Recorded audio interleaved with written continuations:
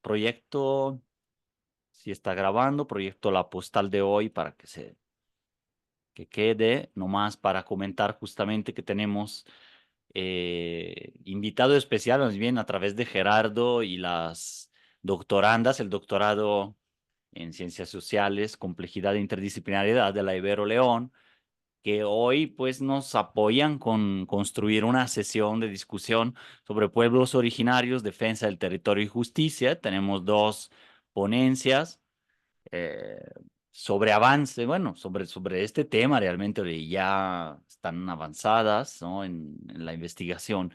Entonces, empezamos con la maestra Juana Pérez Gómez, con mujeres indígenas de San Juan Bautista de la Laguna en defensa del territorio. Entonces, calculo más o menos 20, pero digo, no hay tanto problema si es un poquito más. Y después, la maestra Sofía Pérez Fuentes, nuevas concepciones del fundamento del derecho a partir de una revisión epistemológica de los conceptos de justicia en los pueblos originarios de México. Entonces, dejo de compartir y si tienen algo que compartir, ya tienen el permiso del Zoom y nuestro para comenzar. Ok. Muy bien, voy a compartir pantalla.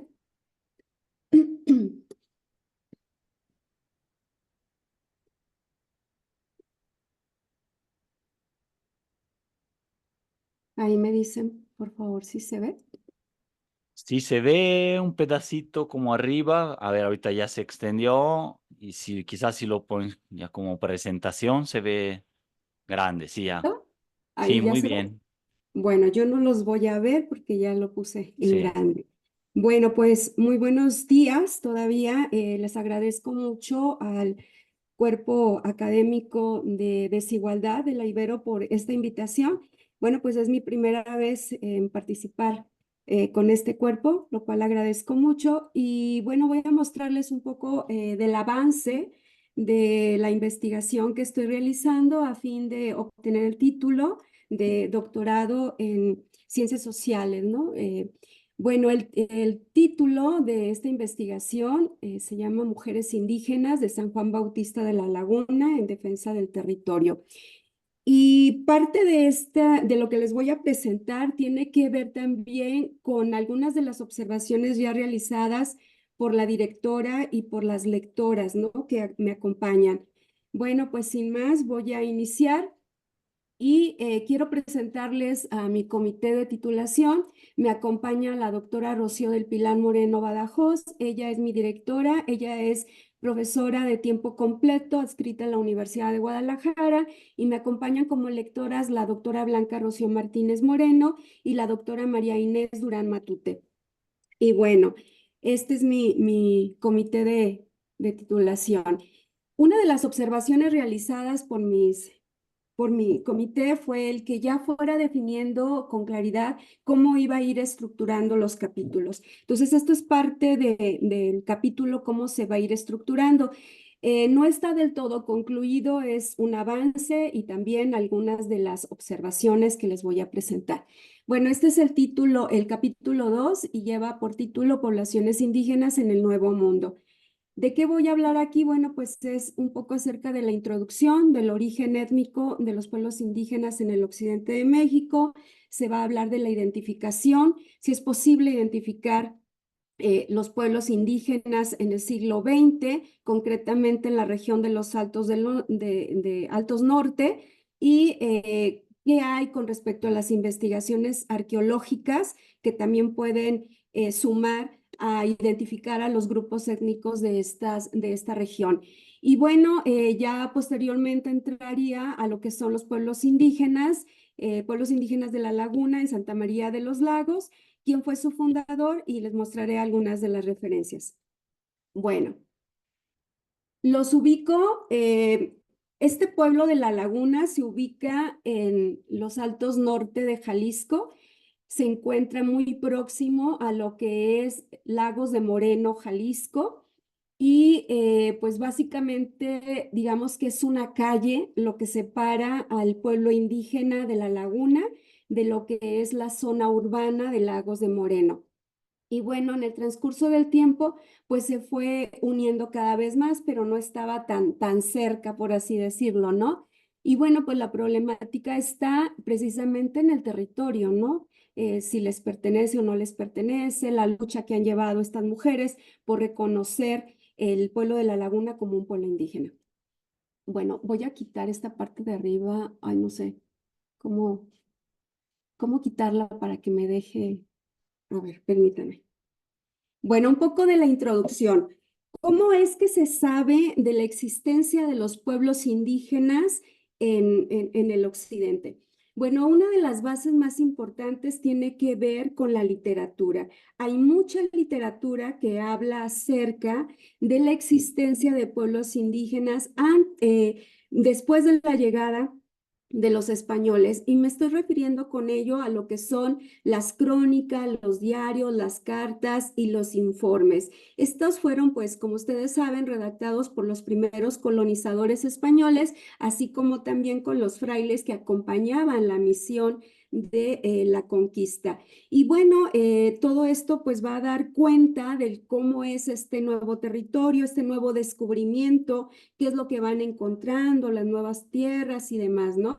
Y bueno, con el paso del tiempo, pues va a haber, se va a dar primero, perdón, la conquista en lo que es en las pequeñas islas que llegan cuando llegan los españoles, después sabemos que llegan a México, la conquista mexica, pero hay un gran silencio con respecto, ¿y qué pasó después? Es decir, se conquista la gran Tenochtitlán, pero ¿qué pasa con el resto del territorio mexicano? También existen pueblos indígenas que por mucho tiempo esto fue silenciado, ¿no? Cuál era su origen y cómo se dio esta conquista en el occidente de México. Y por eso es que en el siglo XVI, cuando se lleva a cabo la conquista en el occidente, pues aquí van a ser muy importantes las crónicas de ciertos personajes como fue Fray Antonio Tello, Matías Mota Padilla, Fray Guillermo de Santa María, Alfonso de Mota y Escobar. Básicamente son unos referentes súper importantes en la zona de Occidente, porque ellos nos van a dar cuenta de cómo se llevó este proceso de conquista y sobre todo de la identificación de los cuerpos indígenas en los distintos territorios. Eso sumado también con las cartografías que en aquellos años se fueron diseñando para identificar las ubicaciones. Bueno, pues esto es parte de la introducción. Bueno, en cuanto al origen étnico, les hablaba también de que este mundo indígena en el occidente de México y en otras partes del territorio de México, pues ha permanecido oculto, ¿no? Y uno se preguntaría, bueno, ¿y por qué ocurre esto? Bueno, ocurre por ciertas circunstancias. Primero, porque se quiso dar una visión desde el punto de vista del conquistador, es decir, desde un punto de vista unilateral, ¿no? De quienes estaban conquistando y le restan importancia a los conquistados. Por otro lado, Villoro también manifiesta que hay una transformación y sumisión al sistema social, es decir, en la medida en que esa conquista se da en la transformación, en cómo se va integrando el indio a la nueva idea de construcción de una nación, ¿no? Y esto reafirmado por Yáñez, quien hace ya investigaciones en el siglo XX y dice que efectivamente, ¿no? Se buscaba negar ese pasado y construir un nuevo presente en donde no estaba en este imaginario, borrar un poco esta identidad, ¿no? La identidad indígena y más que nada también porque parte de eso, pues, de alguna manera se tendría que hablar del mestizaje. Y bueno, estas serían algunas de las razones del por qué ese desconocimiento, ¿no? Y bueno, esto permanece oculto, pero ya para el siglo XIX se retoman las crónicas más importantes que hablan acerca de la conquista del territorio del occidente y pues es un referente obligado, sumamente obligado, las crónicas de Fray Antonio Tello, quien él escribe estas crónicas que se llama Miscelánea. Es una miscelánea en que trata de la conquista espiritual y temporal de la Santa Provincia de Jalisco en el nuevo reino de la Galicia y Nueva Vizcaya entre 1650 y 1651. Pero ¿cómo se llegó a rescatar este material, estas crónicas misceláneas de Fray Antonio Tello? Porque estuvieron perdidas por siglos. perdidísima. Y un dato por ahí curioso que encontré es que es casi hasta, no sé, irrisorio que lo hayan encontrado en una tienda en Celaya, Guanajuato, en donde envolvían los productos que vendía un farmacéutico. Ahí envolvía esos productos, ¿no? Le habían vendido estas crónicas, se las habían vendido por kilos. Fue toda una pesquisa el encontrar estos datos. Pero ¿por qué llegaron a recuperar este documento? Porque Matías Ángel de la Mota Padilla hace referencia a este documento que fue escrito por Fray Antonio Tello. Es decir, ya había noticias de que alguien había escrito, documentado qué había pasado acerca de la conquista del occidente. Y Matías del Mota Padilla ya hacía referencia de que había un documento muy importante, un personaje muy importante que había documentado la primera historia, le llama él la primera historia de la conquista de Nueva Galicia. Y así es como se va rescatando este documento.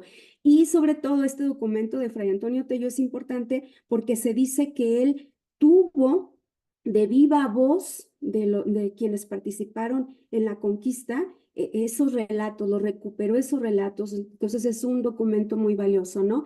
Y bueno, pues todas estas crónicas de alguna manera vienen a ser una fuente historiográfica de la conquista de Nueva Galicia, tanto en el ámbito temporal como de espacialidad. Temporalidad porque nos habla desde el siglo XVI, más o menos hasta el siglo, entrado el siglo XVIII, y pues de la espacialidad que tiene que ver con el entorno geográfico, ¿no? Hace descripciones geográficas y muy concretas del occidente de México, de estos dos reinos de Nueva Galicia y Nueva Vizcaya. Y bueno, estos serían nuestros referentes. Y les hablaba acerca también de que va a sumar a la identificación de los pueblos indígenas, sobre todo las cartografías. Y aquí les muestro una de las cartografías de Guadalajara de 1555. No sé si lo puedan apreciar completo, porque aquí a mí se me corta un poquito. A ver, déjenme ver. Sí, sí está completo, ¿eh? Me ¿Sí? parece, Ok. sí, creo que sí. No sé si puedan verlo en la parte de arriba. Voy a utilizar mi cursor o mi marcador para indicarles esta parte. Esta parte de aquí, esto que se ve aquí, esto es lo que sería el Río Grande, que le llamaban en el siglo XVI el famoso Río Grande, que actualmente podemos decir que es el río Santiago Lerma Chapala. Aquí está Chapala, ¿sí? Toda esta parte de aquí viene a ser la parte del norte de Jalisco, y también comprende algunas de las partes que tiene que ver con Zacatecas. Esto que ustedes ven aquí, esta es la capital, este es Guadalajara. Pero los mapas, la cartografía del siglo XVI tiene algunos referentes, bueno, no tan indicativos como los mapas actuales, ¿no? Pero sí nos dan ciertos señalamientos. Por ejemplo, no sé si ustedes puedan ver aquí la ciudad de Compostela. Déjenme se las marco, por acá estaba. Compostela fue el primer sitio donde se instaló, digamos, la capital, ¿sí? Ahí fue donde los españoles hicieron el primer asentamiento, y a partir de ahí es que empiezan las expediciones. Por acá estaba Compostela, déjenme ver. No sé si alguna vez lo hayan escuchado. Por acá estaba. Bueno, ahorita la ubico. Bueno, pues empieza por aquí. Esto es parte del río, de la trayectoria del río, pero esta parte de aquí de arriba, sobre todo esta es la parte que le llaman los llanos chichimecas. Y los llanos chichimecas, si ustedes pueden ver por la imagen, se distinguen las figuras de los indígenas con arco, ¿sí? Siempre como que atacándose los unos con los otros. Y es que esta es la zona mucho más conflictiva, en donde se dice que era habitada por indígenas nómadas y seminómadas.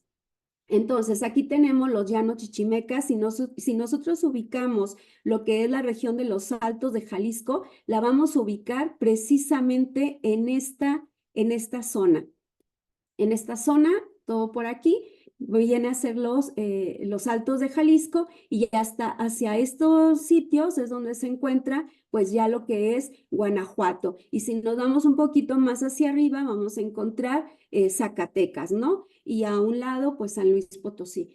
Podemos identificar aquí algunos grupos ya que los españoles ya empezaban a nombrar, por ejemplo, los tepehuanes, por ejemplo, la ciudad el pueblo de Ponchitlán, que va a ser muy importante como mi referente de la conquista aquí en la villa de Lagos de Moreno. Y pues bueno, ya algunos de los grupos que se encuentran aquí identificados. Ok, déjeme quitar el marcador. Bien, entonces, ese mapa que es de 1555, siglo XVI, si nosotros lo quisiéramos así como que ubicar, bueno, ¿y cómo está en el presente? Pues bueno, aquí está precisamente el río de que les hablaba, lo voy a marcar. Este es el río, este es el Río Grande, aquí está Río Grande Santiago, Río Verde, aquí está la Laguna de Chapala, Guanajuato, Michoacán, Aguascalientes, San Luis Potosí, Zacatecas. Nosotros nos ubicamos, o la zona que se investiga, es esta zona que está aquí, precisamente esta de aquí que rodea el río, que son parte de esta, concretamente, son los Altos de Jalisco, Altos Norte, Altos Sur. Entonces ahí podemos ubicarlo, ¿no? Nada más como para tener un referente de dónde estoy hablando, ¿no? Tomando ese mapa, llevándolo a la actualidad. Entonces, en las crónicas del padre Tello, él menciona que del otro lado del Río Grande habitan indios bárbaros llamados chichimecos. Entonces, hay algunas variantes en cuanto al término, en cuanto se refieren a este grupo bárbaro, más salvaje, más aguerrido, que son los chichimecos, chichimecas o chichimequillas. Entonces era el término que ellos utilizaban. Y este término de chichimecas fue definido precisamente por el fraile Santa María para referirse a ellos como pues los más aguerridos o los más bárbaros. Pero ¿cómo llega a referirse a él? Porque precisamente un cacique zacatecano le dice a la avanzada de Guzmán Núñez, que es el que lleva a cabo la conquista acá en el occidente el occidente de México, le dice que no avance hacia el norte porque se va a encontrar con un grupo que es el más salvaje, ¿no? Y le dice, allá habitan un grupo bárbaro que se llaman chichimecas, ¿no? Y le dice que así lo llaman los propios mexicas para referirse a esos grupos nómadas que todavía no eran sedentarios y que vivían pues conforme a la naturaleza, ¿no? O sea, lo que les daba la naturaleza. Entonces, los mismos grupos indígenas hacen diferenciaciones entre ellos y se refieren a este grupo así. Entonces, haciendo una extracción de lo que es el término chichimeca, chichic, que significa perro, y meca, de mecate o mecatl, que es mecate, es como el perro que anda sin una soga, que anda suelto, ¿no? Entonces, eso así se expresaba en los mexicas, pero después los españoles retoman este término en un sentido mucho más o con una connotación más negativa para referirse a los más bárbaros, ¿no? Bueno, entonces ahí ya más o menos vamos identificando ciertos grupos indígenas. Déjenme y avanzo. Si nosotros pudiéramos ir un poquito atrás y saber, bueno, ¿y cómo eran esos grupos que decían que eran chichimecas? ¿Qué rasgos tenían? ¿Cómo eran ellos? Pues encontré algunas evidencias. Hay una pintura de doña María Luisa de Toledo, que fue hija del Marqués de Mancera, y este retrato. Aquí hay una figura, no sé si ustedes lo alcancen a ver, voy a dar un pequeño zoom para que ustedes puedan apreciar el rostro de esta mujer. Se dice en la etiqueta o nota de la exhibición que hubo de este retrato con ocasión de la feminidad del siglo XVI, esta mujer muy rica, con sus grandes atuendos. A un lado la acompaña una mujer enana, que para ellos representaba lo más exótico, ¿no? Del occidente, y es una mujer chichimeca. Ustedes pueden apreciar que en su rostro tiene ciertos tatuajes y en sus manos. Entonces, de alguna manera, pues ya representaba para los europeos lo más exótico que se podían encontrar en el nuevo continente. Si pueden ver la diferencia, ¿no? Aunque pareciera que conserva sus rasgos chichimecas, pues ya tiene ciertos elementos europeos, ¿no? Sobre todo en la vestimenta. Pero es interesante tener este dato porque cuando se refieren las crónicas, se refieren a los chichimecas, hay ciertos elementos característicos, pero casi siempre hablan de los varones. Muy pocas veces hablan o se refieren a las mujeres en la forma en cómo eran o cómo vestían, o si también tenían el mismo comportamiento bárbaro que los hombres, ¿no? Y bueno, esta imagen, aunque el pintor trata de captar una mirada como extraña o como un poco como intimidante, ¿no? De nuestro personaje aquí, de una mujer chichimeca. Y bueno, este es un retrato, déjenme, lo regreso. Esto se encuentra en el Museo del Prado, pero también hay otra imagen de una representación de otra mujer indígena, chichimeca, y este pertenece, es un óleo pintado, es una fotografía, y déjenme les doy un zoom, también representa un poco las mujeres del siglo XVII, más o menos fue como captado en el siglo XVII, y no sé si lo alcancen a leer en la parte de arriba, es un diseño de chichimeca.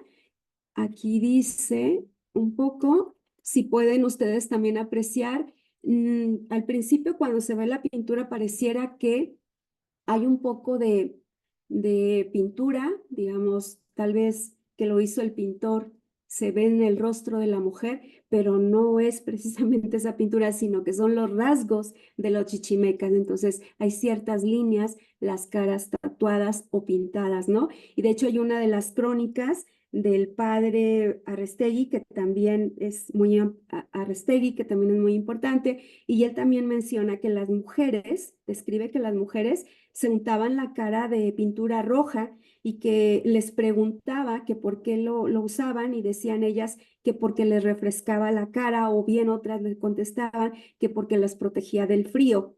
Y bueno, en las crónicas también se menciona que tanto hombres como mujeres chichimecas que eran más nómadas andaban decían, con las carnes expuestas, para referirse a que andaban desnudos, ¿no? Y era una manera de moverse más ágil en la batalla. Y en cuanto a las mujeres, pues ellas solamente utilizaban las pieles que cazaban los varones y solamente se cubrían la parte inferior, pero mostraban, dicen las crónicas, las carnes. Y parte de lo característico de las mujeres chichimecas de esa época, pues son esto, ¿no? El pintarse la cara o hacerse tatuajes, y lo podemos ver en la mujer y lo podemos ver en el niño que la acompaña. Y bueno, esto un poco para saber, bueno, y cómo eran esos chichimecas, ¿no? Y pues bueno, también en las crónicas del padre Tello, que después se van a confirmar con otras crónicas, nos habla además, identifica además de los chichimecas, identifica otros grupos, ¿no? Que son los famosos coanos, los tepecanos, los tepehuanes, los usuritas, los caramotas, los huimamotas y los coras. Entonces, en la imagen de 1500, en el mapa de 1555, es posible identificar algunos de estos grupos, sobre todo, por ejemplo, aquí podemos ver a los tepehuanes. Y si ustedes lo ven aquí, los tepehuanes, una de las formas, pues eran bastante salvajes, y ellos, por ejemplo, esto que ustedes ven aquí, que se ve bastante grotesco, que también consideremos que este mapa fue pintado por españoles, ¿no? Y esa connotación de salvajismo, pues también a lo mejor puede ser que esté exagerada. No dudo que sí hayan sido salvajes o bárbaros en la defensa de su territorio, pero también a lo mejor puede tener un poco de exageración. Y pues bueno, señalan esto, ¿no? La parte de cómo eran ellos, ¿no? Entre ellos mismos, cómo se trataba. Y bueno, aquí podemos ver los coras en la parte de aquí, en el extremo que les estoy mostrando. Aquí se pueden ver los coras y bueno, los distintos grupos acá, distintos grupos de indígenas. déjenme regreso. Bueno, pues estos son los distintos grupos que identifican en el siglo XVI estas crónicas y bueno, pues ahí se van manteniendo.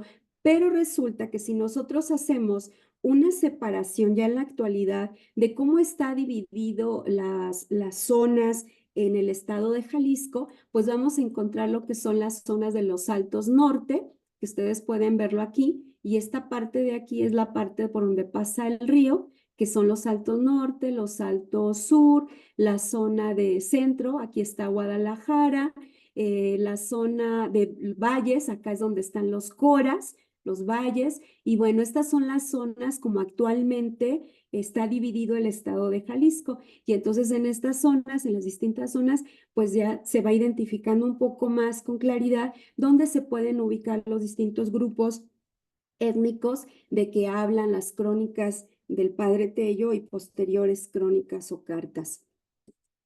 Bueno, ya en el siglo XX, en el transcurso entre el siglo XVIII, el siglo XIX y el siglo XX, pues ya no se habla tanto de los grupos indígenas del occidente de México. Casi siempre toda la investigación se centra en la conquista de la Gran Tenochtitlán, ¿no? Tal vez por la magnitud, por el impacto, qué sé yo. Y toda la investigación científica se direcciona a lo que es solamente eso. Entonces se va abandonando. Bueno, ¿y qué pasó con el resto del país? O sea, también hubo una conquista, ¿no? Y se abandona. Entonces, realmente se empieza otra vez a recuperar toda esta historia y a salir de este silencio, ¿no? Y a rescatar, por así decirlo, la dignidad de estos pueblos indígenas hasta el siglo XX es cuando comienza, ¿no? Pero ¿qué pasaba antes? Bueno, pues antes no querían hablar mucho de esto y más se hablaba del desarrollo de la región. Y en ese desarrollo de la región, cuando se dio el mestizaje, pues hablaba más acerca de esta imagen que se puede tener y que todavía se tiene de Jalisco, en donde están los hombres de a caballo, el charro, el mariachi, las mujeres sumisas, bien bonitas y demás y todo, ¿no? Entonces es una imagen bastante romantizada, pero ya de que habla de un mestizaje que fue poco a poco ocultando, bueno, ¿y quiénes eran los primeros pobladores del occidente de Jalisco? Y pues las investigaciones actuales que son realizadas, por ejemplo, por Becerra, por Yáñez, y Mojica, que se van a ubicar más a los altos de Jalisco, ellos empiezan a identificar que había una pluralidad étnica de grupos indígenas, que hubo grandes migraciones y que se fueron mezclando. Es más, Becerra y Yáñez hablan de la existencia de pueblos de negros. Entonces, hubo indígenas y pueblos de negros, que de hecho un poquito más adelante les voy a hablar que uno de los pueblos indígenas de Lagos de Moreno, que es el pueblo de Moya, fue un pueblo creado por negros. Entonces ya empiezan a identificarlos, pero sus fuentes van a ser, retoman otra vez las crónicas de Padre Tello, Matías Mota y todos ellos como sus referentes, pero además, pues ya tienen un amplio, digamos, documental histórico que van a ser aportados por lo que es las jurisdicciones eclesiásticas, en donde van a ser pequeños censos de quienes tomaban los diezmos, ¿no? Y en esos pequeños censos que lo hacían desde el punto de vista religioso, pues van a ser muy importantes porque empiezan a identificar pueblos indígenas y estos pues van a ser los referentes, ¿no? Y entonces todo esto se retoma a partir del siglo XX. Si Ah, ustedes pueden Juana, apreciar, perdón la interrupción. Nada más para señalarte que van 26 minutos. ay, perdón, Si me voy muy pudiéramos cerrar rapidito, en 3, 4 minutitos, perdón, más o sí, va menos, adelante, para va, estar en la gracias. media hora. Gracias. Bueno, Gracias. pues aquí podemos ver en una gráfica un poco ya más estructurado las distintas crónicas de quienes las van aportando en el siglo XVI y en el siglo XX y los distintos grupos indígenas. Y en la región Altos Norte y región Alto Sur, cómo es que esta imagen idealizada y romántica del charro mexicano, pues va a ir un poco, se va a acentuar más, pero también implica más investigaciones históricas de cómo es que se van y digamos, ya enfocando a los grupos indígenas o primeros pobladores. Y esto también se reafirma con lo que son las investigaciones antropológicas que se han realizado en la zona de los Altos Norte, concretamente en Encarnación de Díaz y Lagos de Moreno, y estas investigaciones que han sido realizadas con investigaciones más de carbono 14 para identificar a los distintos grupos étnicos. Y aquí uno de los antropólogos más importantes que ha hecho investigación aquí ha sido Porcayo, quien ha identificado en estas zonas. Por ejemplo, Bocario nos habla de que hay diferencias arqueológicas entre huachachiles y zacatecos, y entonces ya se empieza como que a identificar los distintos grupos indígenas, pero ya más concreto en Lagos de Moreno y en Teocaltiche. ¿Pero qué ha llevado a esos antropólogos a hacer estas investigaciones? Tres situaciones que han afectado el territorio. Uno es la construcción de la carretera panamericana, el segundo, las vías del ferrocarril y, por ejemplo, también los proyectos de gasoducto. Todo esto ha provocado que se realicen las investigaciones antropológicas para no dañar sitios arqueológicos o sitios emblemáticos. Y pues bueno, de acuerdo con Pollarco, nos dice que muy probablemente no es posible hablar de un solo grupo étnico, sino más bien de una pluralidad étnica, porque en los Altos de Jalisco hubo migraciones y él entonces empieza a segmentar por siglos cómo es que se fueron dando estas poblaciones. Habla primero de nómadas, de tribus nómadas, y luego después cómo se fueron volviendo sedentarias y luego cómo unas acababan con las otras. Es decir, que con el paso del tiempo es muy complejo identificar un solo grupo étnico que sea originario de los Altos de Jalisco. Y bueno, aquí me llevaría un poco más de tiempo, pero este mapa, que es el mapa de Teocaltiche, es un mapa muy importante porque es la historia contada por los propios indígenas acerca de las grandes migraciones que se dieron en la zona de Teocaltiche, que también comprendería a los pueblos indígenas cercanos a Lagos de Moreno. Y aquí nos habla a través de este relato, es una pintura creada por indígenas, pero quiero decirles que las crónicas son hechas por un español. Por lo tanto, este es un mapa mestizo que nos da más pie para decir que los grupos indígenas o más bien ya son pueblos pluriétnicos, hay una gran diversidad étnica. Puedo identificar algunos grupos indígenas que con el paso del tiempo se fueron mezclando, por ejemplo, los huachachiles, los zacatencos, los cascanes, tecueces, guamares, y pues finalmente podemos hablar de parcialidades pluriétnicas. Entonces, Lagos de Moreno, pues es una villa que se crea a un lado del río Lagos, y del otro lado del río existe este pueblo de personas nómadas y seminómadas cuyo origen ya está mezclado, ya no es único, y entonces se crea como esta fortificación. Esto es Lagos, ustedes conocen Lagos, todavía esto se sigue conservando, sobre todo en la región de aquí, a un lado, a un costado de la iglesia. No sé si pueden ver unos arcos por ahí, y en la otra imagen pues se ve la fortificación. Lagos tiene un emblema, y este emblema habla de dos grupos étnicos que es Jinoquí y Custique. Jinoquí es un cacique cascán, y Custique es un cacique también de otra tribu que en un principio eran enemigas, pero después se van a unir para defenderse de los españoles. Y esta pues es una imagen emblemática que existe aquí en Lagos, y si ustedes pueden ver, están viendo hacia la gran fortaleza que era antes Lagos, tratando de disparar. Parte de la historia de Lagos sí reconoce la existencia de grupos indígenas, pero es muy difícil precisar que sea un solo grupo étnico.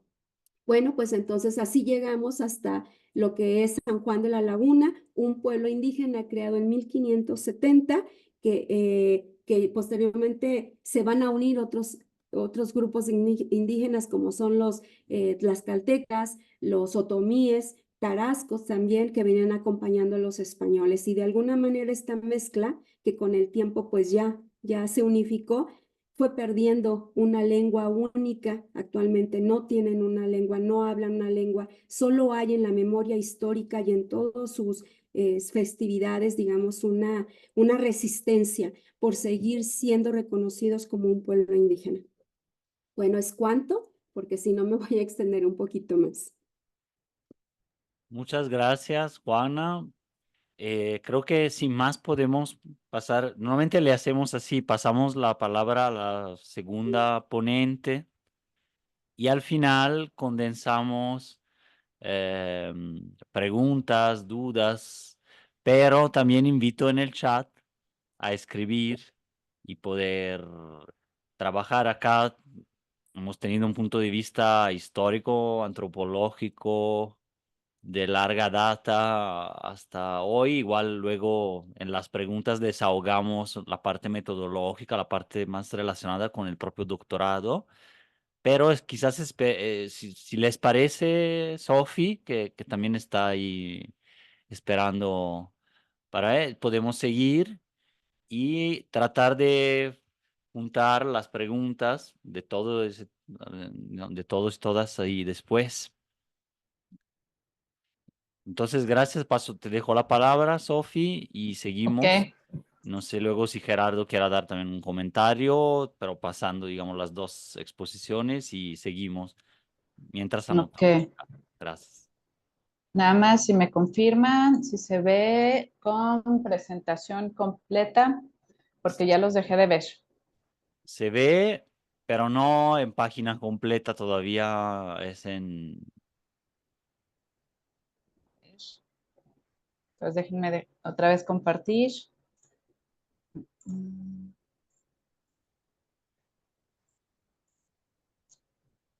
A ver, A ver, ahí va otra vez. Déjenme proyectar primero a ver si así queda mejor.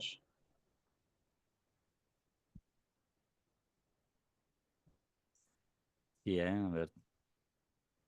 Y aquí está. Sí, ¿Listo? sí, Sí, sí. ¿verdad? Ah, perfecto. Sí. Bueno, entonces inicio con mi exposición y igual que Juana, es la presentación de los avances del doctorado en Ciencias Sociales, Complejidad e Interdisciplinariedad de este semestre que acaba de terminar de primavera. Bueno, el título de la tesis es El concepto de justicia en el derecho consuetudinario de los pueblos originarios de México, una revisión epistemológica. Entonces, el objetivo de este trabajo de titulación tiene que ver con un abordaje filosófico desde la epistemología, pero sobre todo desde la filosofía del derecho, ¿no? Entonces, lo que se busca es cuestionar el fundamento occidental del concepto de justicia que ha permeado América y que en la actualidad sigue estando como el fundamento de la teoría del derecho, ¿no? Entonces, bueno, inicio. Lo que les voy a presentar es el primer capítulo, que es el avance que me pidió el director de tesis, Jorge Alberto González Galván. Él está en el Instituto de Investigaciones Jurídicas de la UNAM, entonces me pedía que ya lo entregara completo. Entonces, este primer capítulo, como la temática de la tesis es la justicia, pues como marco teórico tendríamos que hacer una revisión del concepto de justicia en las tradiciones jurídicas. El capítulo primero consta de 3 partes. Tendría que arrancar desde las concepciones de los sistemas jurídicos contemporáneos. Y ahorita les comento la justificación. El siguiente punto es el concepto de justicia en el derecho y el último punto, la costumbre como fuente de la justicia, ¿no? Entonces son las 3 partes del capítulo.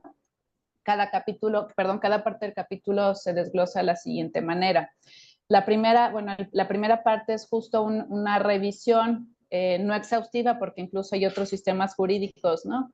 que se estudian dentro de esta área del derecho, pero estudian las dos visiones tradicionales y sobre todo las que se conciben como las dos grandes visiones occidentales, que es el sistema jurídico anglosajón, con su revisión, y el sistema jurídico romano canónico germánico, que es la tradición que permea a América Latina, ¿no?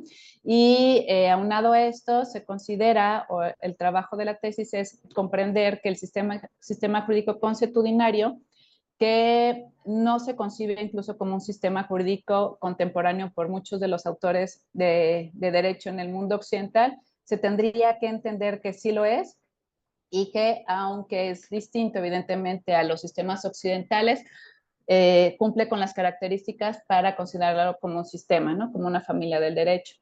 Y bueno, igual cada uno con sus revisiones más específicas.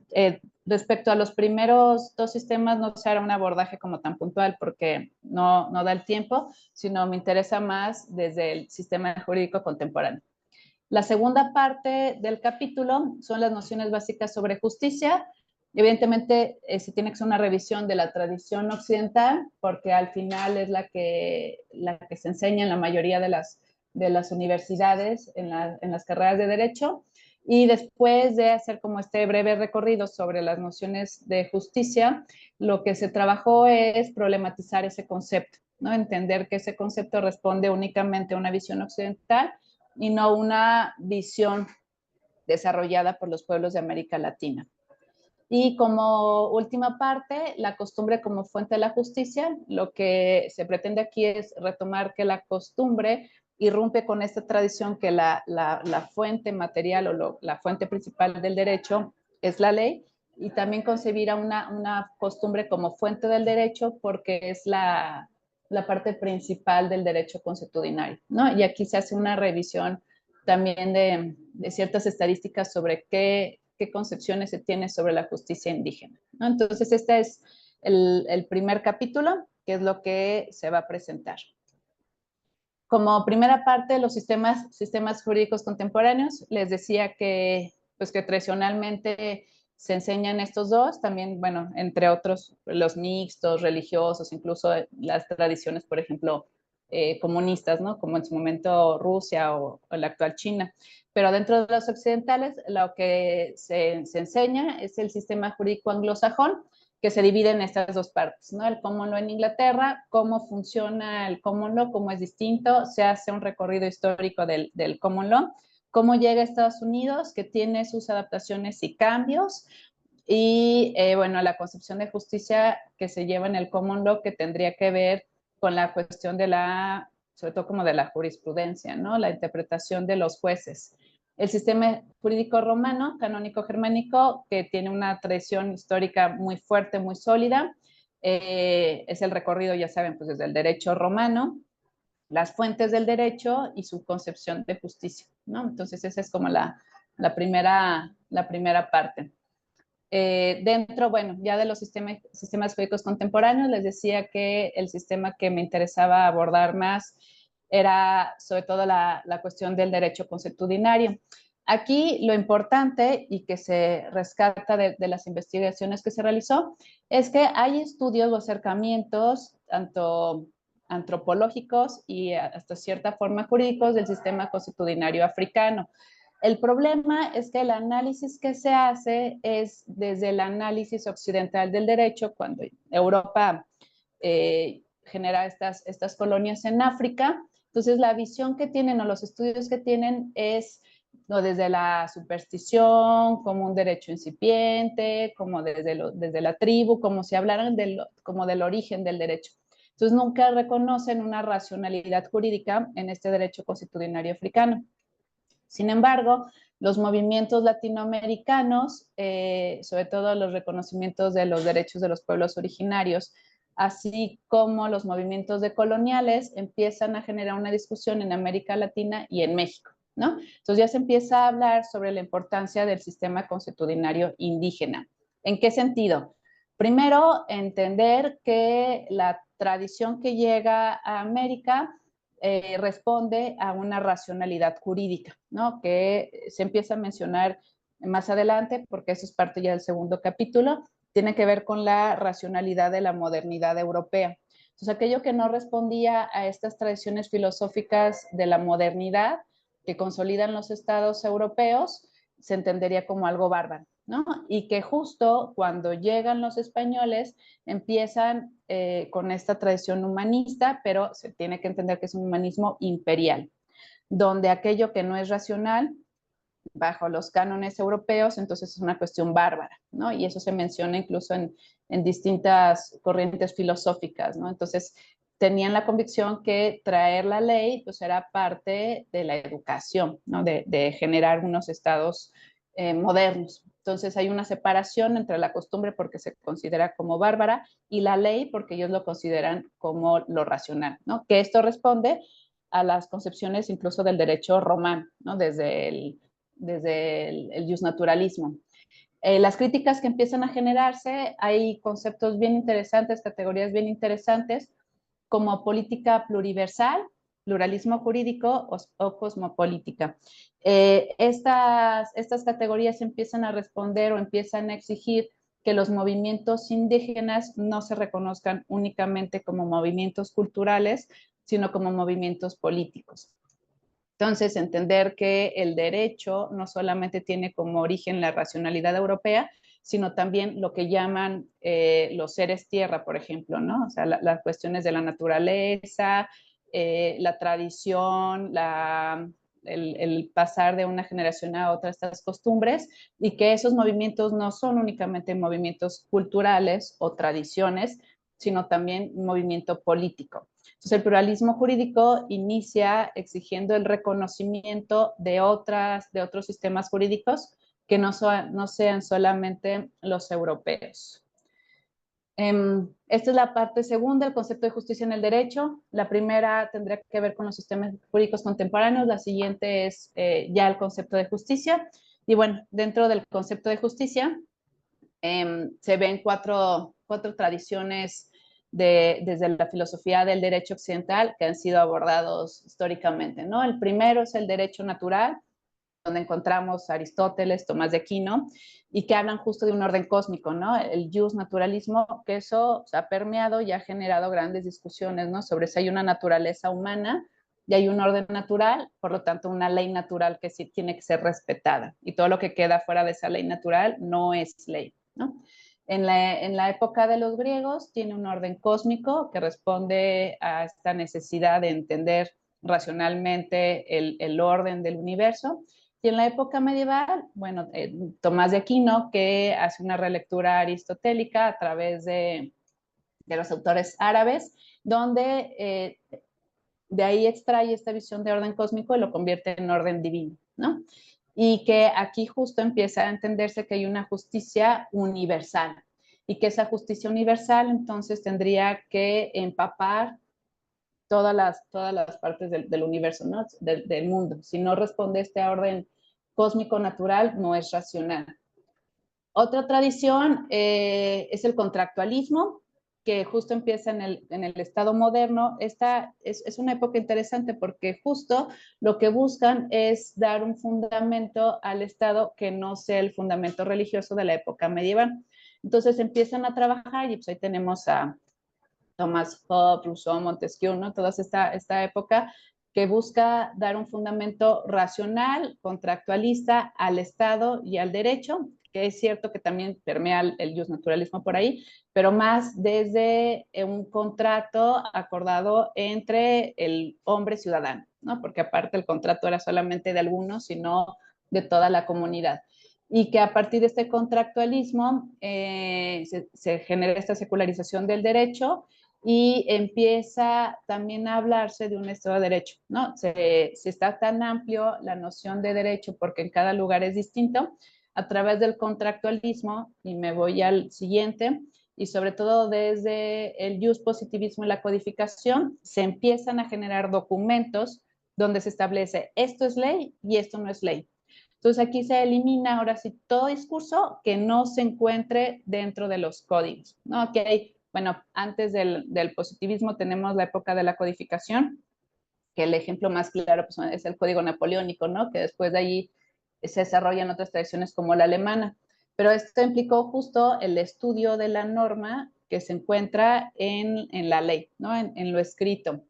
Y que junto con el positivismo elimina toda tradición o reflexión humanista o ética y se consolida lo que es Estado de Derecho a partir de esta visión de lo legal, ¿no? Y bueno, en la actualidad hay otros positivismos contemporáneos donde se retoma la discusión incluso de los derechos humanos y la importancia de la reflexión de los principios generales del derecho y no solamente del derecho positivo, ¿no? o la norma. Ahora, a partir de estas tradiciones anteriores que las revisé muy rápida porque son las que se conocen históricamente, se hace un acercamiento a una crítica a las visiones tradicionales, y lo primero que traté de revisar fue no solamente en América, sino qué discusiones había parte de estas escuelas que siempre te enseñan, ¿no? Ellos naturalismo y ellos positivismo. Y bueno, está también la problemática entre liberales y comunitaristas con John Rawls, que en su libro Teoría de la Justicia de 1971 vuelve a poner en la mesa de discusión el problema de la justicia, ¿no? ¿Qué es la justicia? ¿Cómo lo vamos a abordar? Y bueno, Rawls, como liberal que es, habla de la posición original y del velo de ignorancia, que ha sido muy criticada por las tradiciones comunitaristas y por las visiones también de derechos de las comunidades, que es distinto al comunitarismo. ¿Por qué? Porque la posición original y el velo de ignorancia lo que busca es eliminar, o es una posición hipotética, donde te busca eliminar toda tradición, personalidad, referencia cultural, referencia histórica, y buscar lo justo sin un contenido material, ¿no? Los comunitaristas dirán que esto es imposible, que al final el ser humano, pensando por ejemplo en Charles Taylor, en Las Fuentes del Yo, que el individuo se construye en la comunidad, ¿no? Los comunitaristas traen una tradición hegeliana y Rawls trae más una tradición kantiana.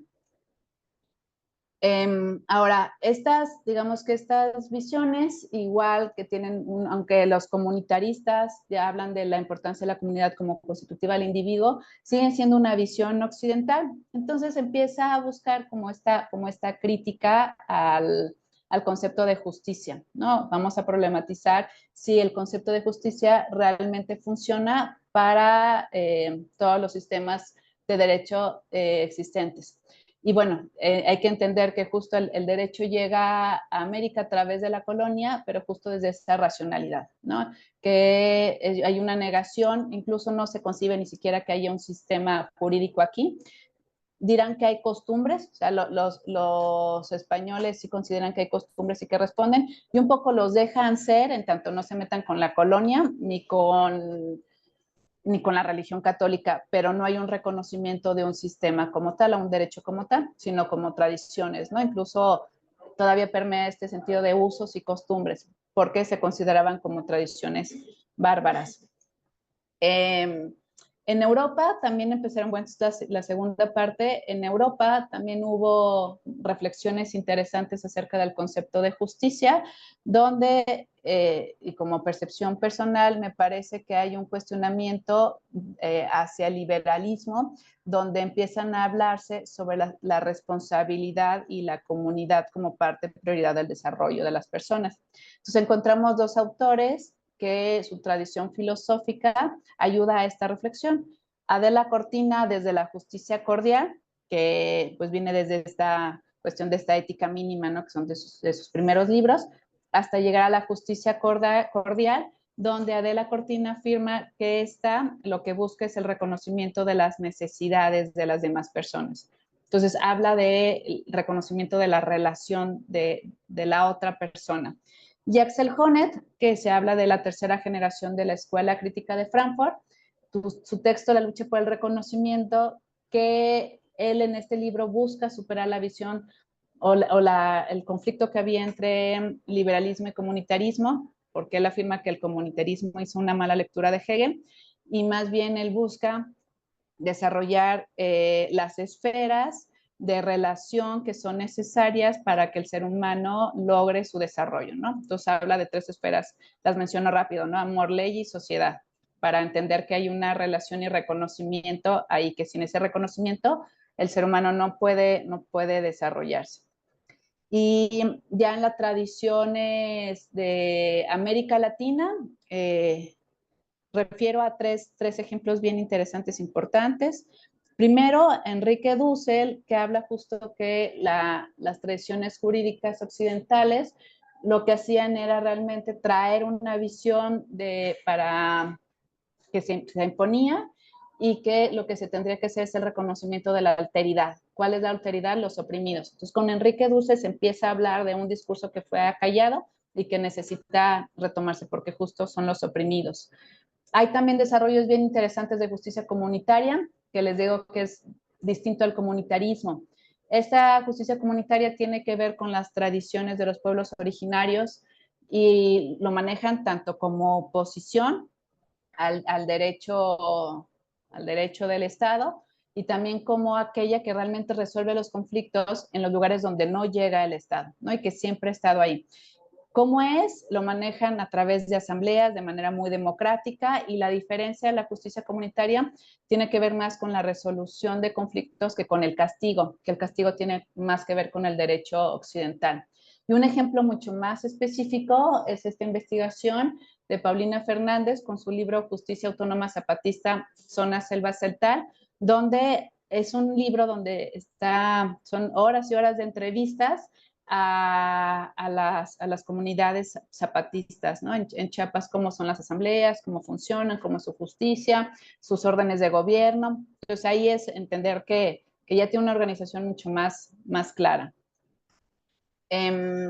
Bueno, siguiendo este concepto de justicia en el derecho, también lo ha puesto el índice hacia un nuevo constitucionalismo plural, que son movimientos muy actuales en Latinoamérica, que empiezan a romper con la tradición o la evolución de las constituciones que se habían llevado, que siempre trataban de justo de imitar a la constitución europea, y que ahora estos nuevos constitucionalismos reconocen un pluralismo jurídico y hay reconocimientos de otros saberes. Entonces ya en la actualidad encontramos constituciones pluriculturales, un pluralismo jurídico y que ya se está llevando esto que se había manejado como la cosmopolítica. El último capítulo, me voy rápido porque ya voy a los 20 minutos, la costumbre, ¿no? El punto de la costumbre se tendría que entender como la fuente de la justicia y por lo tanto tendría que haber una revalorización del concepto de costumbre.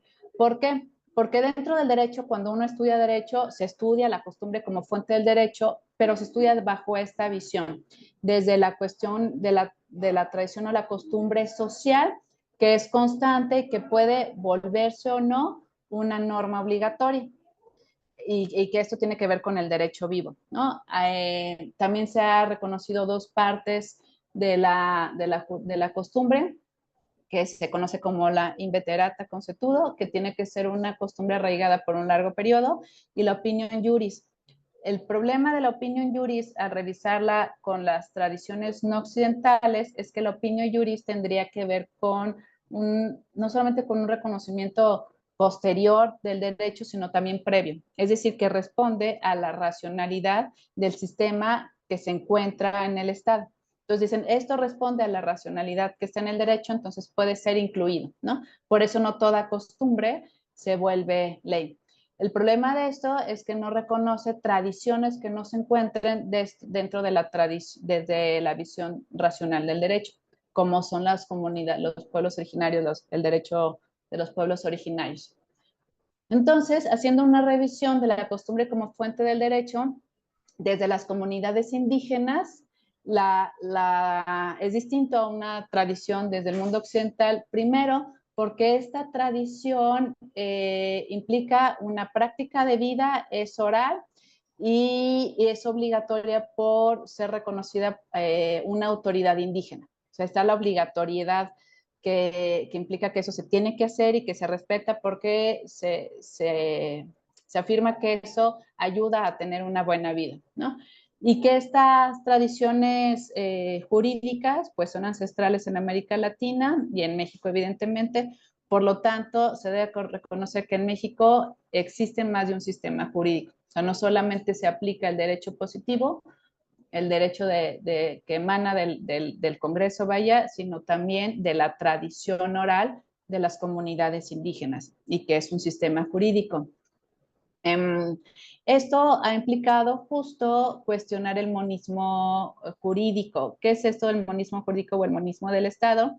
Es esta afirmación de que el Estado es la única fuente del derecho.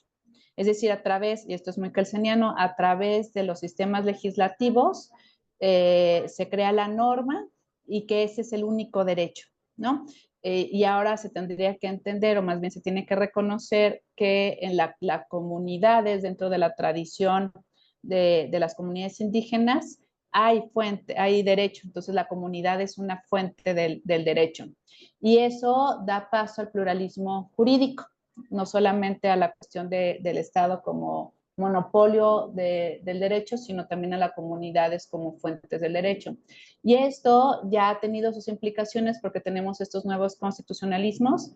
Los ejemplos que se mencionan mucho, pues es Ecuador y Perú, ¿no? Que son estos nuevos constitucionalismos.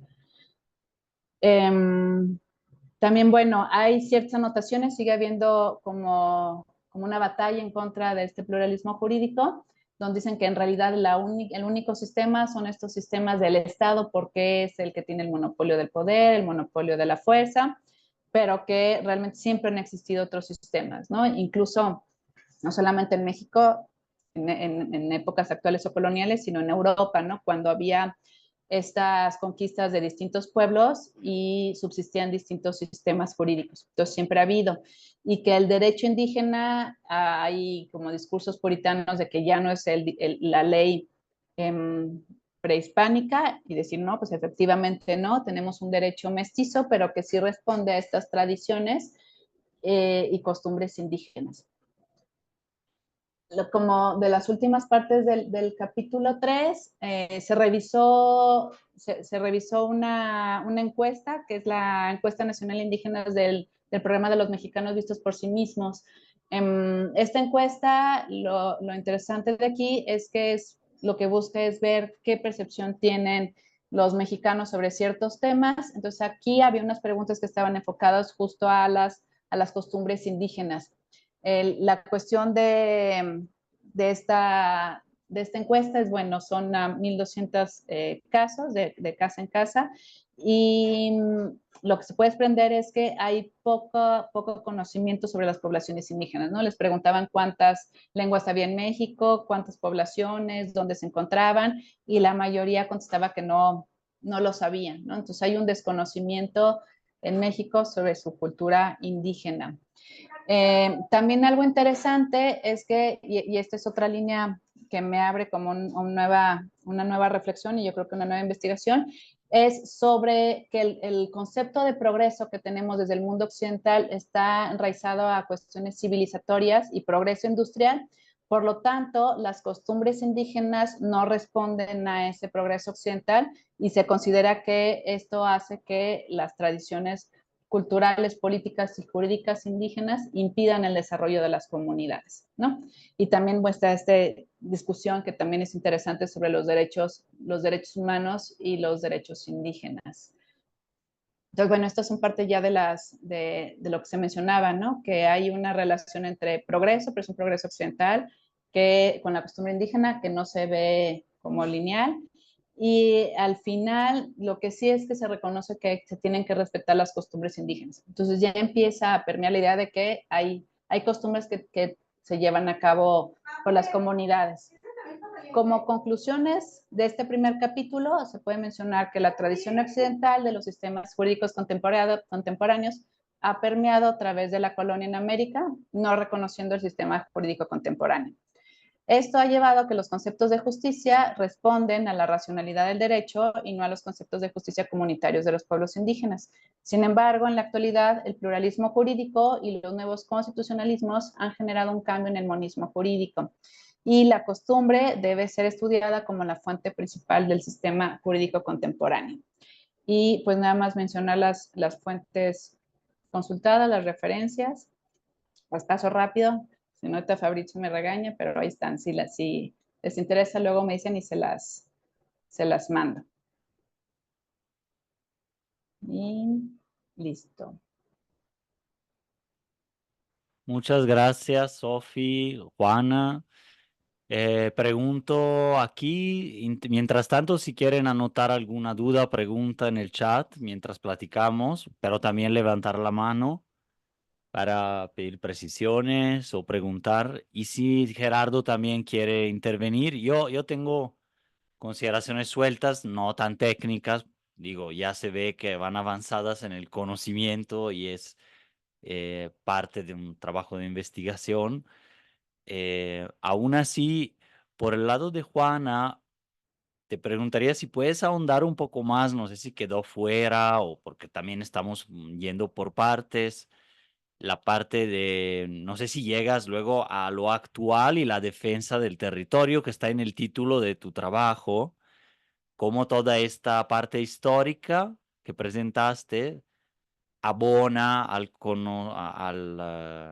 tema actual o digamos histórico y actual, pero sí, de la defensa del territorio, particularmente de mujeres indígenas. Creo que quedaba un poco fuera esa parte, justamente estos dos elementos centrales en el título. Mujeres indígenas, defensa del territorio, para que puedas tener un momento de conexión, ¿no? Entre lo que vimos aquí y esta otra parte, ¿no? Para Sofía, y bueno, para las dos, esta es una para Juana de mi parte. ¿Qué es lo que sigue con esto que presentaron hoy como plan brevísimo, en corto, pero para lo que falta del doctorado? Es decir, a partir de esto que van a presentar mañana, hoy, ¿qué pasos van a seguir? Si hay campo o no. Todavía si tomaron esa decisión con respecto de lo que presentaron. Y para Sophie, es un tema que hemos tratado varias veces, pero igual me pregunto, aquí hay una profunda revisión del campo, ¿no? De todo el derecho hasta llegar a las propuestas que serían, quizás me parece que vas hacia allá, ¿no? O sea, ver cómo entonces la pregunta es cómo encajarían en México, porque en Ecuador y Perú es otra realidad, o Panamá, o no, o sea, otros pueblos y otros estados. ¿Cómo encajarían en México en el contexto actual en que ya incluso hay propuestas constitucionales eh, con el tema de la democracia liberal, con el tema de los derechos humanos como constructo occidental, pero presuntamente universal? En México, ¿cómo encajarían las propuestas, corrientes de pensamiento, experiencias previas latinoamericanas que empiezas a marcar en tu trabajo? O sea, la pregunta precisa sería así, como por un lado esas propuestas, corrientes, temas, por el otro democracia liberal, aunque liberal o popular, si lo queremos ver en lo que se espera o que se pretende hacer, derechos humanos, pero todavía de cuño, de todos modos, de esa tradición del derecho y occidental en el México actual. Entonces son estas dos preguntas específicas y una general sobre el rumbo.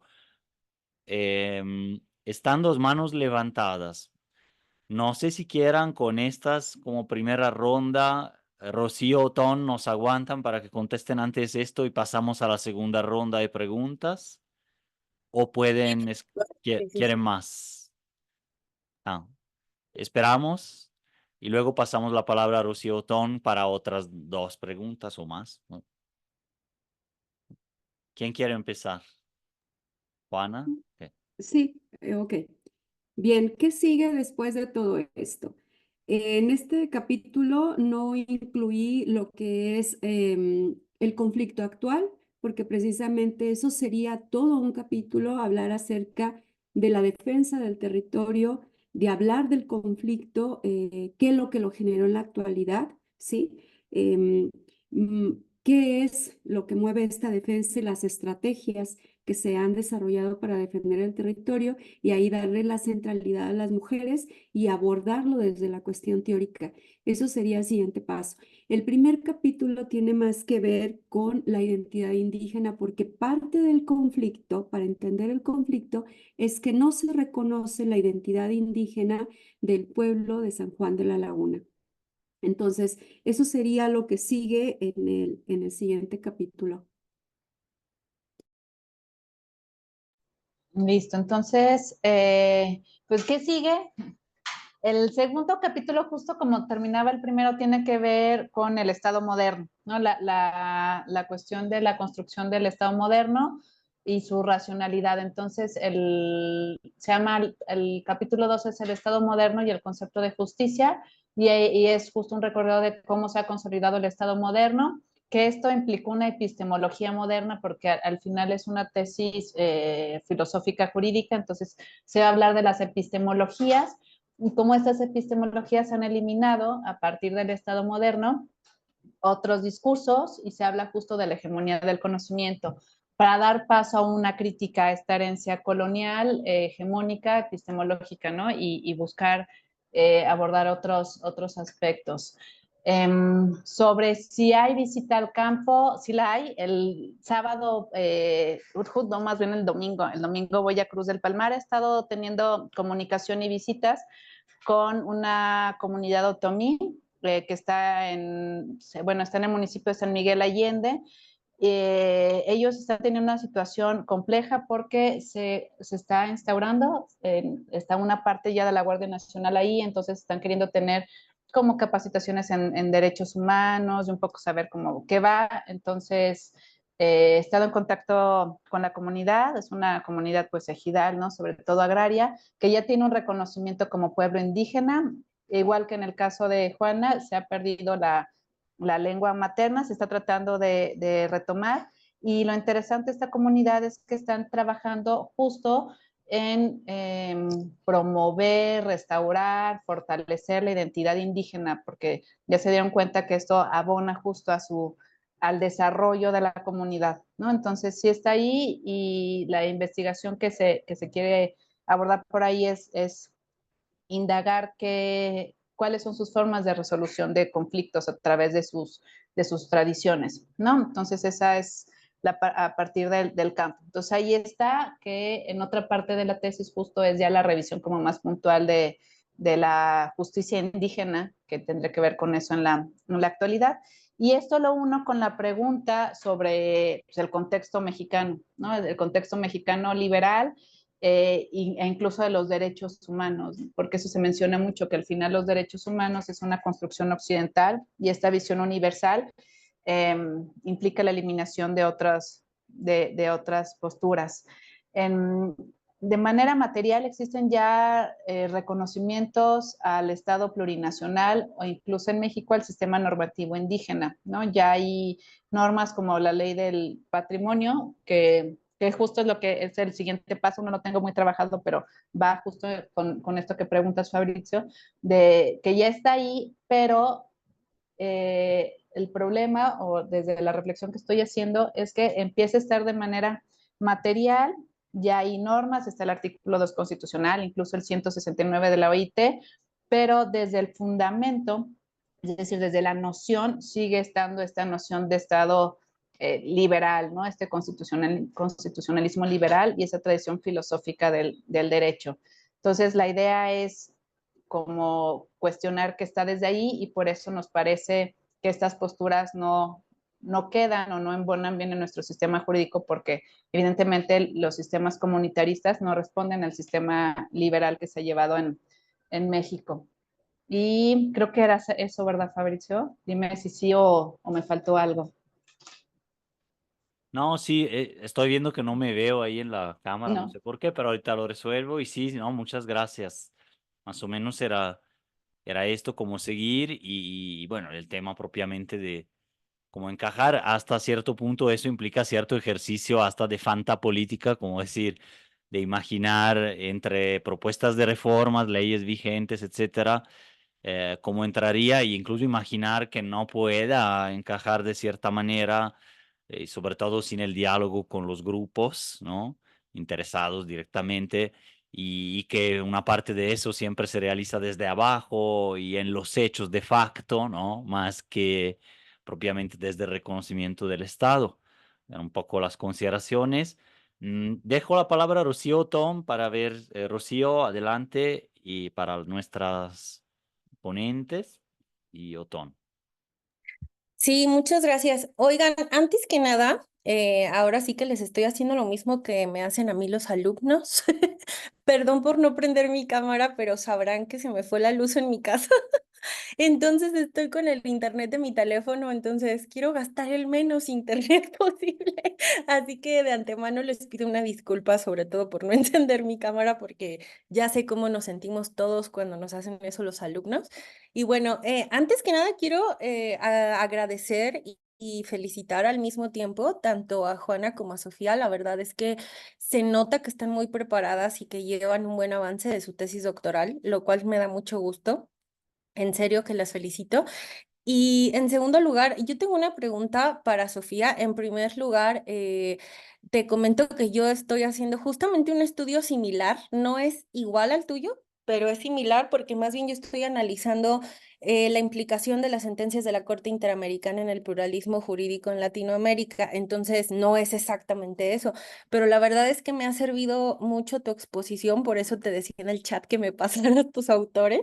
Y claro, yo también te puedo ayudar si quieres con la parte que dices que apenas estás iniciando, que eso yo lo tengo más avanzado, entonces ya luego si quieres nos pasamos información. Y fíjate que te quería preguntar algo que creo que es más o menos polémico, o está, más bien está polemizado por algunos autores, y es una parte que a mí me sigue haciendo ruido. La verdad es que tu exposición fue brillante y a mí me encantó el concepto que das o la conceptualización que estás realizando acerca de la justicia comunitaria, que es muy diferente a la justicia occidentalizada. Yo soy de Michoacán y por donde está el lugar donde vivimos, mi casa, su casa, hay muchos pueblitos purépechas y me ha tocado incluso llevar a cabo algunas sesiones con las asambleas, con el comisariado ejidal y demás. Y la verdad es que, por supuesto que la justicia es totalmente diferente, porque ahí incluso podemos ver una justicia realmente restaurativa, mientras a lo mejor si en la justicia occidentalizada se dañan las cosas o incluso se lleva a cabo un incendio en alguna comunidad, y lo primero que haría sería ponerles una multa o incluso meterlos a prisión. En los pueblos indígenas lo que se hace es reforesta, ¿no? Esa es la sanción, ¿sabes? Que arregla lo que hiciste. Entonces eso es maravilloso. Pero te quiero preguntar algo que me causa mucho lío en la cabeza y es lo siguiente. Cuando empecé a investigar un poquito sobre este tema, la verdad es que la justicia indígena pues tiene mucha tela de dónde cortar, es maravillosa, es muy diferente a la justicia occidental, pero también hay muchas cuestiones que son, vaya, que nos podríamos preguntar realmente si tienen que ver con la protección de los derechos humanos. Como sabes, justamente lo mencionaste, el artículo segundo constitucional determina que se deben respetar los usos y costumbres de los pueblos indígenas siempre y cuando se respeten los derechos humanos. Entonces, hay algunas cuestiones, como por ejemplo la venta de niñas o los matrimonios forzados en Guerrero, que los pueblos indígenas, incluso las comunidades MEPA, hablan de que estas son tradiciones y que estas son sus usos y costumbres y que además es la manera de ellos de mantenerse porque no tienen absolutamente ninguna otra fuente de ingresos más que vender a sus hijas. Y ellos lo sustentan en los pueblos indígenas, pero es que además el gobierno occidentalizado ni siquiera ha tratado de ponerle un alto a esto. Entonces, ahora sí, después del discurso, perdónenme, también tengo que decir que me choca la gente de yo más que una pregunta tengo un comentario, pero tenía que explicar todo este concepto.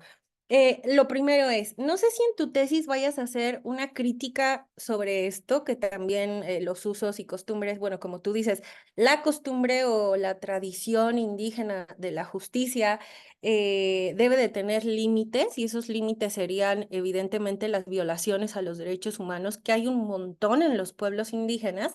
¿Y cuál sería tu perspectiva sobre esto?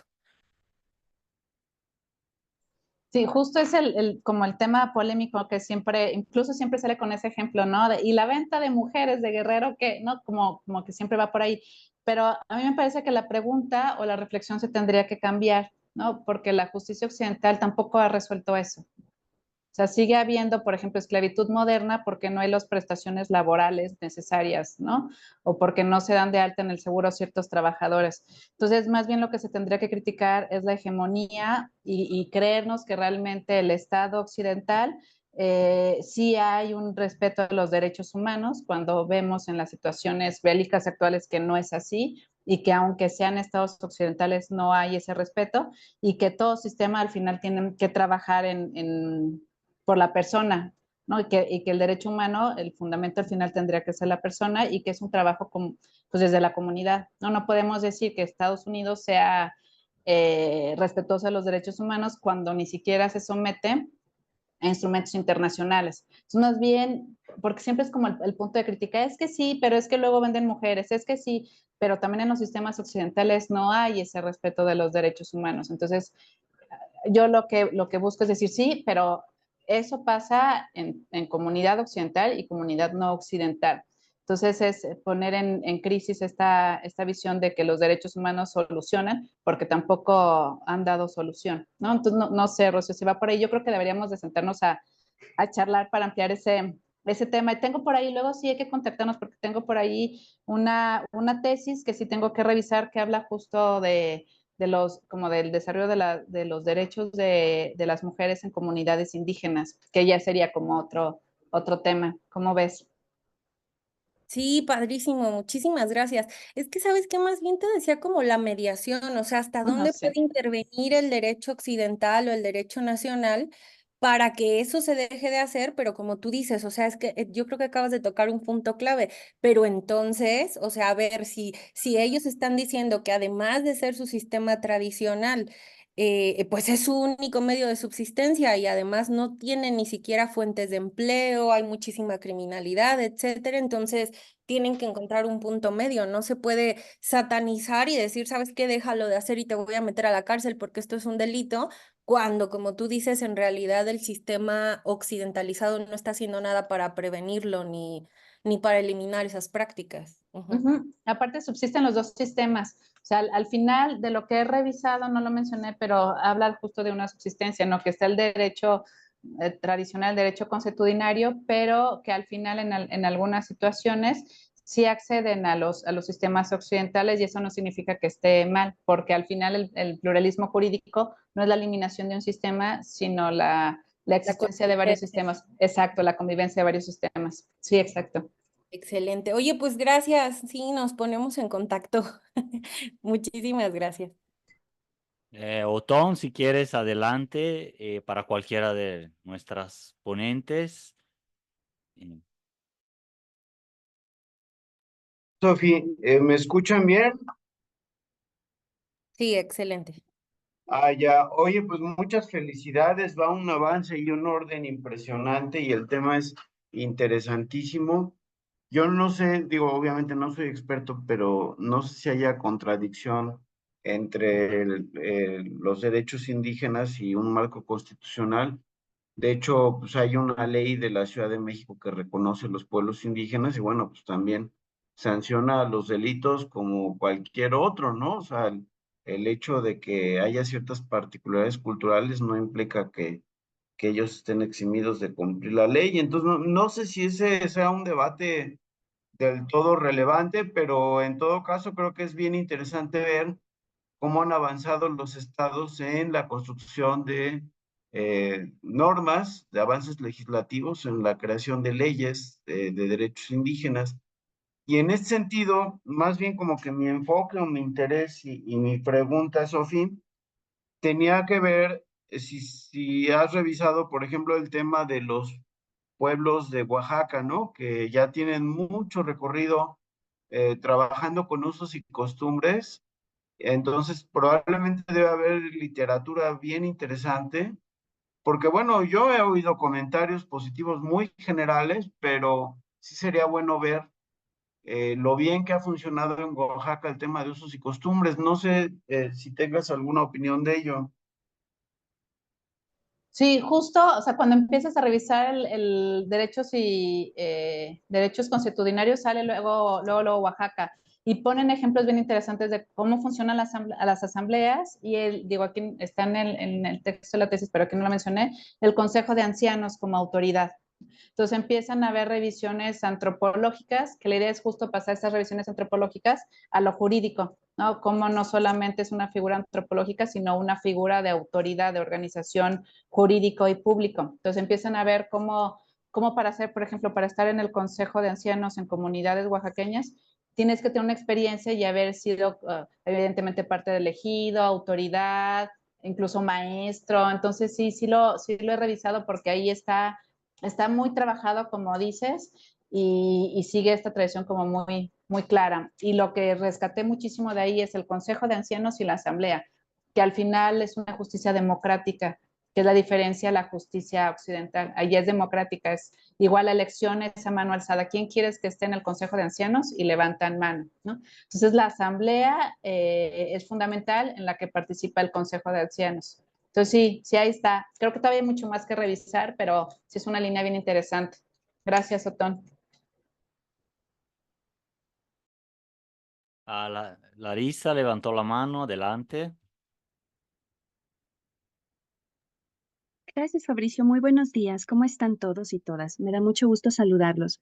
Yo realmente solo quiero decir algo muy breve. Me quedé pensando en lo que acaba de decir Sofía, de que siempre, bueno, cuando se critican estos modelos de justicia de los pueblos, de impartición de justicia de los pueblos originarios, bueno, siempre es el clásico ejemplo, ¿no? De que las mujeres no han encontrado como condiciones idóneas de vida ni de justicia en este tipo de entornos. Y me acordé, hasta me puse a buscar en mi librero, que está atrás de mí siempre en el espacio donde estoy en estas charlas tan importantes, en este espacio tan interesante, un artículo de un libro que le recomienda Sofía. El libro se llama Miradas multidisciplinarias en torno a la masculinidad, desafíos para la impartición de justicia. Ya luego te paso bien el dato si quieres ahorita por el chat. Y es una compilación en la cual la coordinadora es Melissa Fernández Chagoya. Y de hecho, este libro fue editado por Fontamara, pero es una coedición con la Suprema Corte de Justicia de la Nación. Entonces es un rollo interesantísimo sobre justicia y masculinidades. Entonces, bueno, a lo mejor Sofía de estar pensando, bueno, ¿y qué tienen que ver las masculinidades con los pueblos originarios? Pues para desmontar justamente esta falacia, hay un artículo que me parece muy interesante. El artículo se llama ¿Es hombre, pues? Masculinidad cabal y prácticas de impartición de justicia en el sureste mexicano, que fue escrito por Martín de la Cruz López Moya y María Teresa Garzón Martínez. Este texto yo lo leí hace 5 o 6 años y me pareció muy interesante porque habla de un caso precisamente de búsqueda de justicia de una mujer pues en su pueblo, ¿no? De que su esposo, siendo licenciado en enfermería, le jugó chueco y en contra de sus deseos y disposiciones, pues aplicó un dispositivo de control de la natalidad sin que ella lo supiera porque no tenía este conocimiento ni esta licenciatura, ni nada. Entonces ella lleva a la justicia de su pueblo el caso porque dice, a ver, este hombre, mi esposo, además, rompió o contradijo alteró, modificó, no sé, se me fue la palabra, bueno, me puso el pie en mi deseo de ser madre, ¿no? Entonces yo vengo a que me pongan, a que me den justicia. Y es muy interesante porque lo que narran estos dos investigadores, Martín de la Cruz y María Teresa Garzón, es que el sistema de justicia le dio la razón a ella. O sea, realmente le dicen, a ver, tú estudiaste enfermería, tú tenías un conocimiento que tu mujer no tenía y evitaste o saboteaste sus deseos de ser madre con ese conocimiento que tú tenías, ¿no? Entonces, es muy curioso porque siempre caemos en el error de pensar, y esto nos lo decían siempre las maestras, las profesoras sobre todo, me acuerdo mucho cuando yo estudiaba la licenciatura en historia, de imaginar es que era la colonia, ¿no? Entonces las pobres mujeres estaban sometidas, sufridas, y no se defendían y pobrecitas, y la realidad es que no es así. De hecho, las mujeres siempre encuentran maneras, para hacer uso incluso a su favor de los sistemas en los cuales habitan. Y este artículo me parece muy interesante, te lo voy a pasar, porque además está relacionado con lo que tú trabajas, o sea, literalmente es la impartición de justicia en un sistema en el sureste de México y cómo le dan la razón precisamente a una mujer. Entonces, realmente creo que debemos de dejar esos discursos, si queremos argumentar realmente. Debemos dejarlos de lado y empezar a ver más matices en el sentido de sí, probablemente, creo que ningún sistema de justicia es completamente infalible, todos tienen sus errores, todos tienen sus defectos, también sería equivocado pensar que los sistemas de justicia de los pueblos originarios son absolutamente perfectos, creo que todos siempre tienen tienen sus problemas y sus debilidades, pero si queremos argumentar en el sentido pues de ver estos defectos pues tenemos que empezar a ver casos o situaciones un poco ya más concretas. Entonces, bueno, no sé si me di a entender, pero con mucho gusto te paso la referencia porque realmente creo que este artículo te puede ayudar específicamente con ese argumento que seguramente te han dicho una y otra vez en los coloquios, como que luego hay preguntas que todo mundo siempre nos dice cuando exponemos nuestro trabajo en entornos académicos y es la eterna pregunta, el eterno comentario, ¿no? Como en los memes de yo no tengo una pregunta, solo tengo un comentario, que siempre nos hacen. Entonces quizá este texto te puede ayudar para esa cuestión en particular, cómo una mujer en una comunidad indígena hace uso de su sistema para que se le dé la razón y obtenga la justicia sobre un aspecto muy interesante. Claro, esto también va vinculado con lo que se considera la masculinidad de los hombres, la maternidad, etcétera, pero me parece un artículo que te puede servir. Y ya sería todo. Gracias. Gracias, gracias. Si no me lo mandas, yo te escribo hasta que me lo mandes, Larisa, no te preocupes. Gracias. Bueno, gracias a todas por sus consideraciones. No sé si hay algún tema más que comentar o preguntar de parte de alguien aquí. Yo solo tenía una otra cuestión que era más para Juana, justo por el tema de las mujeres, si vas a manejar algún marco, alguna profundización del tema de género, ¿no? Porque específicamente hablas de mujeres. Entonces era solo eso porque no apareció como tal en la presentación. Sé que el trabajo es más largo que la presentación de síntesis. Este es un avance, ¿no? Es una parte, pero si nos puedes ahondar en eso, ya de mi parte no tendría más preguntas. Sí, Fabricio, mira, abordar el tema de género o tal vez algunas de las formas del feminismo sí sería tocado, pero de una manera muy diferente. Hay distintas diversidades de feminismos, feminismos comunitarios. Y en este acercamiento que he realizado con las mujeres de San Juan Bautista de la Laguna, no lo ven desde el punto de vista de los feminismos occidentales, es decir, no buscan ese posicionamiento o ese empoderamiento, ¿no? Creo que desde ahí ya dan luz desde cómo defienden su territorio, desde qué visión lo están defendiendo, cómo se organizan, pero no llevan esa tendencia a un feminismo único. Es decir, ahí están sus variantes, ¿no? Los elementos que ellas están aportando. Más bien yo lo abordaría, te digo, de manera superficial, de manera, digamos, diferente de estos feminismos comunitarios, pero también yo me enfocaría más a lo que es la teoría crítica, porque tiene mucho que ver con qué quieren construir, qué mundo quieren construir. Y entonces aquí hablamos también de estas nuevas corrientes, de lo que son los pluriversos, ¿no? Un mundo dentro de otro mundo donde no haya esa disputa o esa confrontación, sino en el que se pueda convivir. Entonces, desde ahí lo están viendo estas mujeres y es muy interesante su visión que ellas tienen del por qué participan y por qué defienden su territorio. Entonces, pues desde ahí sería más que nada, ¿cómo ves? Bien, bien, muchas gracias. Creo que si no hay más preguntas, no sé si Otoni va a comentar algo más antes del cierre. Aquí están escribiendo, bueno, de las No, leyes. algo rapidísimo, Sofi, es que mira, por ejemplo, la ley de la Ciudad de México tiene todo un capítulo de acceso a la justicia.